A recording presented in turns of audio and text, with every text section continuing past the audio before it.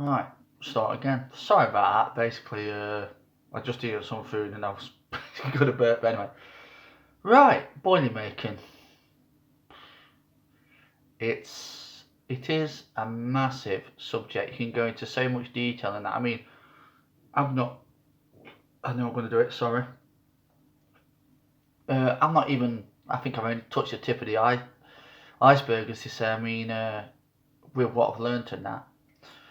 But right, let's dispel a few myths first. First of all, with boilie making, I sort of started off thinking, because I mean, I was a bit of a backstory. I was unemployed for ages, but then I was caring for like parents and that, so I never really had a lot of money. So when I first started becoming interested in boiler making, I thought my purpose was basically to like try and save money because, as we all know, I can't really name names, but these big manufacturers, they can be quite expensive. Maybe is it £8 or £9 a kilo or something for certain boilers or whatever, all the deals. And the thing is with like carp fishing is everything can be quite expensive.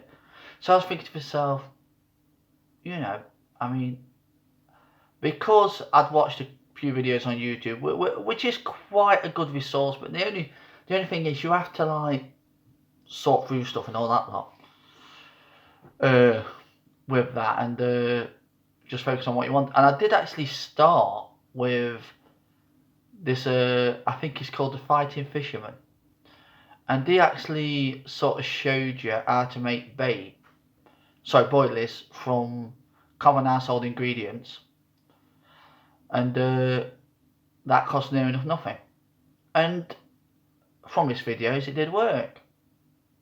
So I started off with that, but I mean, I was thinking to myself, it's not really. I mean, it turned out alright, but it didn't turn out how I wanted it and that. So, I mean, I did a bit more research on that, and I joined a few Facebook groups, homemade boilies, things like that, whatever.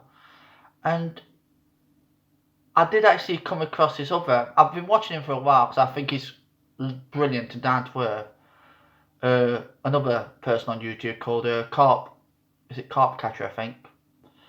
He's been fishing for over 20 years, and he does, if you need to, he does this brilliant series on basically making your own boilies, and they are quite long, but you can get, and that's where I got basically my basic recipes from. So anyway, I come to him and I thought, yeah, but then, like I say, I come across the thing. I'm thinking it's all right buying these cheap sort of ingredients and that, but you can't say 100% what's actually going into the boiler and the nutritional value of things like that, what carp are going to get. And I mean, and so I come to the conclusion that I probably did need to spend a bit of money at and get decent ingredients, because then at least I know and I can say that the boilies that I'm actually putting in the water to catch carp are actually decent quality. They got, sorry, just remember something. They've got a decent food signal and they're like all round attractive to carp. And the thing I did remember, sorry, I should explain this. Sorry, glasses. It's basically what the current trend of thinking is. Carp can detect decent food items. I mean, food items with the right amino acids and all that lot. So it's a good food signal, and they can also detect if it's good for them. So I mean, so that's my daughter. What? Go away. Right. Anyway, so yeah, decent food. So they reckon carp can actually detect these sort of things. So. Why are you doing it in the kitchen? Because it's that. Sorry about that, kids. Anyway, so yeah, can't get a decent food signal, you know, an all-round coverage of amino acids and all that lot, and proteins and that what they need, and they reckon carp can actually detect this in food.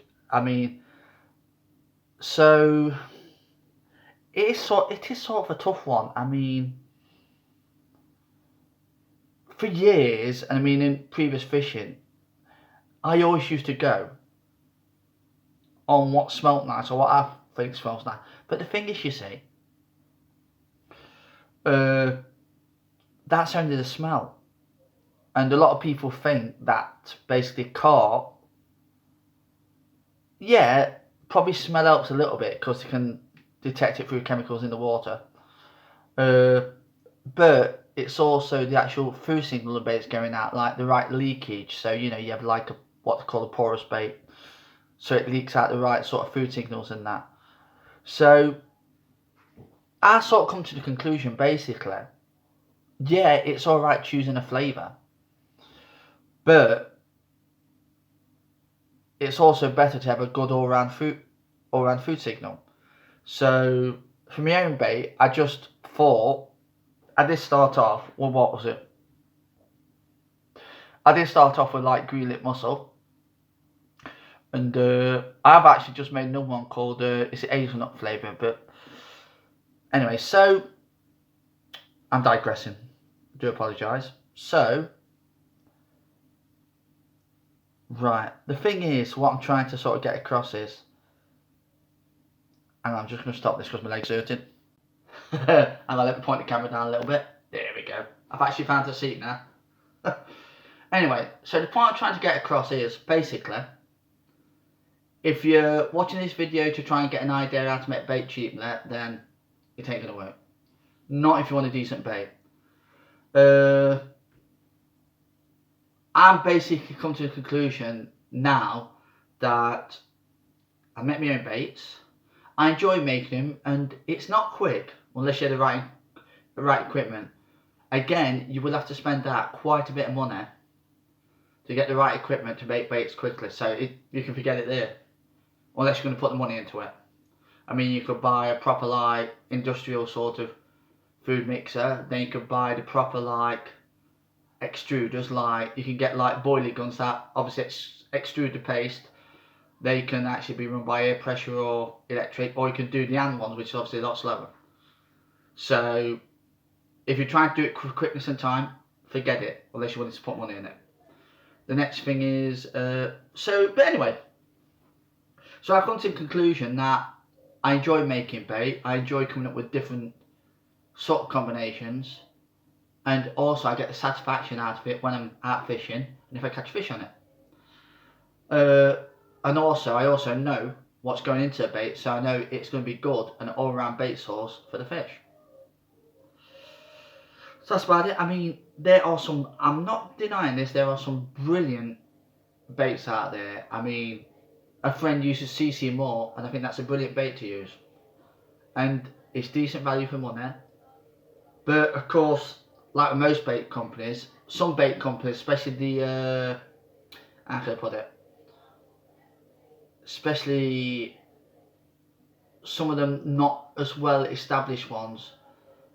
Obviously every bait company is trying to make money, so they can afford to actually buy ingredients in bulk and to make bait cheaply and make a profit out of it. But you see, the thing with bait companies is you don't know 100% what's actually going into the bait, because obviously, but I understand that no bait company is going to give you a list of what's going into the bait, because then basically you'll be able to copy it.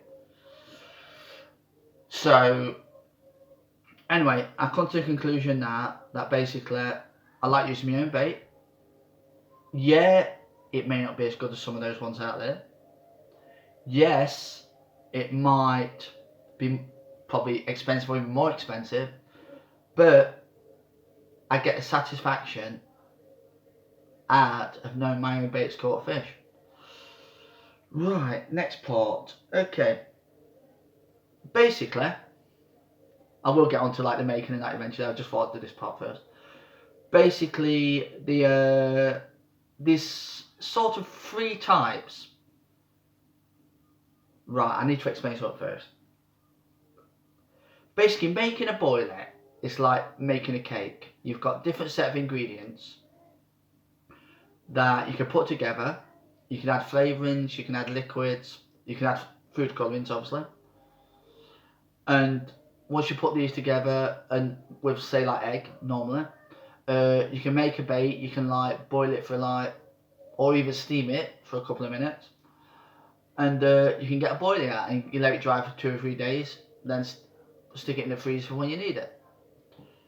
The thing is, there probably are different ratios to this, but at the moment there are 3 base mixers, and this means certain types of mixers. Right, you've got your bog standard fish meal mix, which will have fish meal in, different types of fish meal. You'll have pre-digested fish meal and all that. You normally have maize flour, semolina, that's sort of like the bulk of it.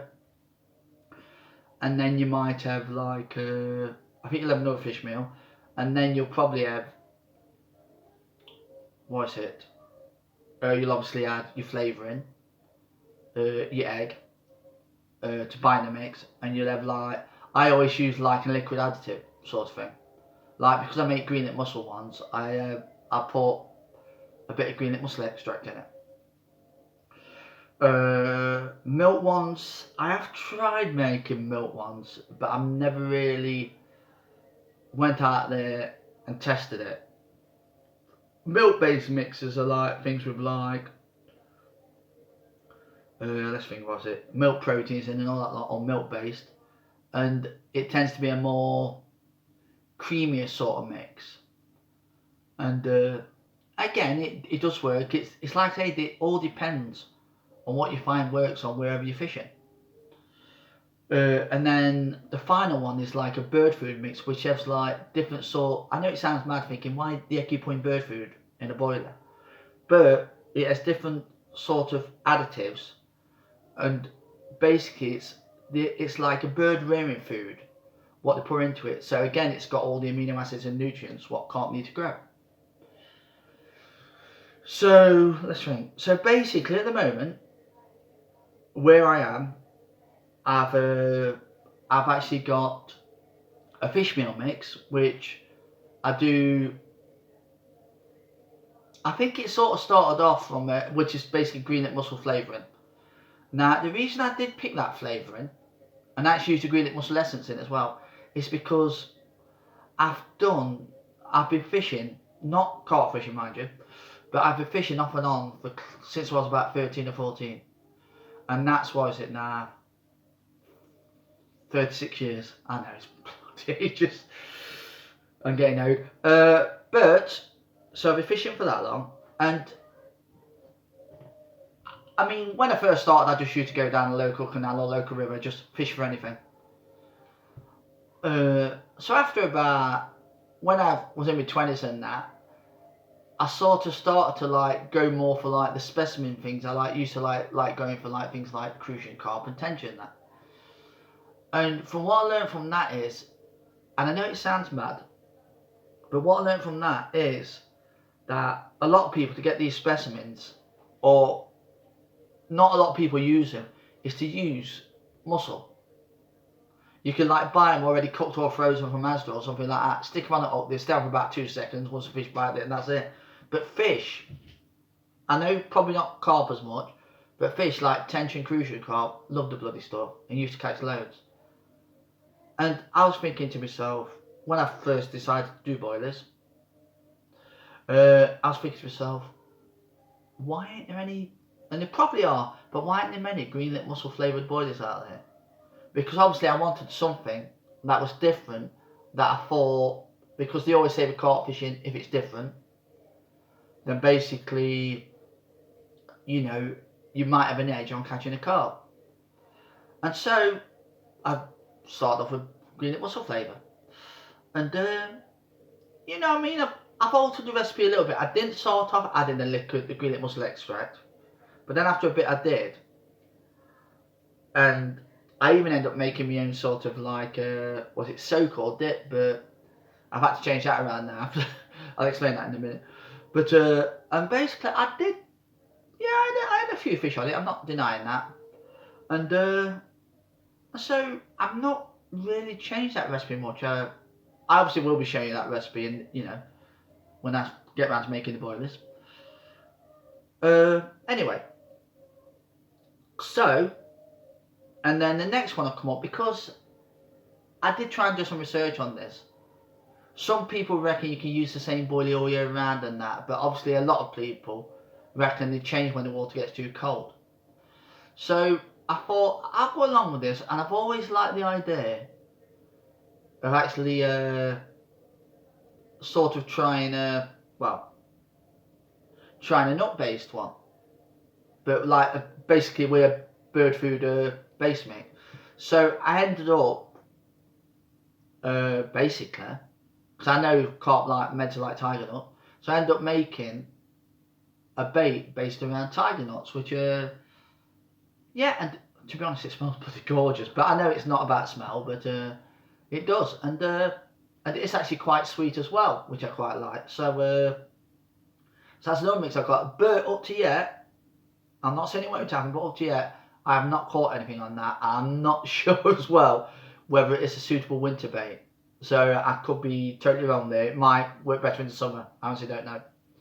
But that's why at the moment when I do go fishing, I try both of them to see which one hopefully I may have more success on.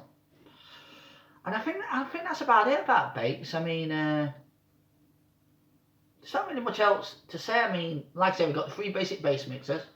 I will hopefully give you recipes for this. There's the milk one, there's the fish meal one, and then of course there's the bird food blend.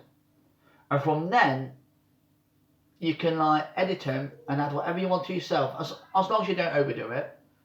And you could sort of make whatever type of body you want, really. I mean, it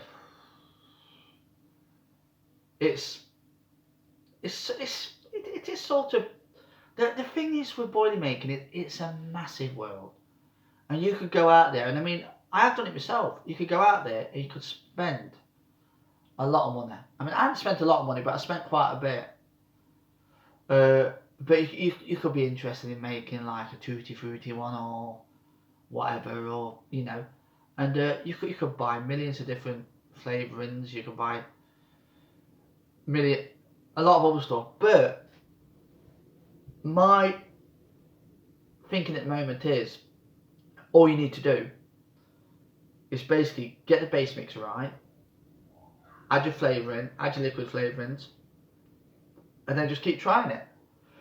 I don't think you should keep making different versions of it or whatever, because the thing with carp fishing is a lot of people, you've got all these boilie manufacturers and that say, oh yeah, try our bait, yeah, and they'll put these videos up on the internet where they've got their bait and they've gone with for say like half an hour and you catch fish. It don't work like that. Basically, the whole point behind carp fishing is, one, you've got to take into account the time of the year. Two, you've got to take into account whether the fish are there. And three, you've got to take into account whether the fish are bloody feeding. So, if you haven't got any of them three, you can sort of forget it. You could have the best bait in the world, and you could have it in the wrong part of the pond, and you will not catch. Dead simple. So, I'm not saying making your own baits is going to make you into some sort of super duper carp fisherman that, every time you go down and catch. It still boils down to watercraft, the fish location, and possibly even the type of the rig you're using. Simple as that. But, like I say, I enjoy making it because, like I say, it's a sense of achievement when you catch them. You can say, yeah, I've done something right, and that's it. So, I mean, I will carry on with this. I'm going to probably finish soon. I know it's quite a long video talking about stuff, but I will go into more detail about the different base mixes, and I also will give the basic recipes as well. And also, I will actually show making some, and probably the equipment that I use. Make some equipment I use, and then the finished project. And I think that's about it. So, I mean, I will be making more videos, so on this subject. So goodbye for now.